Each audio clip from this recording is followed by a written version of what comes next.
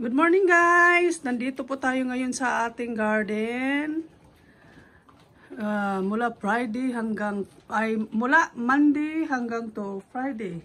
Monday to Friday. Ngayon ko lang po sila nabisita dito guys kasi balik trabaho na kasi ako. Kaya ngayon, kakatapos ko lang maglagay ng tubig.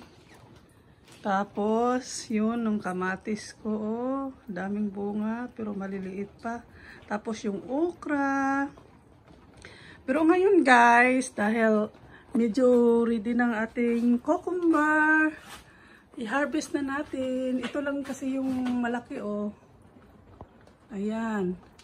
Tapos, may isa dito. Tapos, iwan ko ba, guys?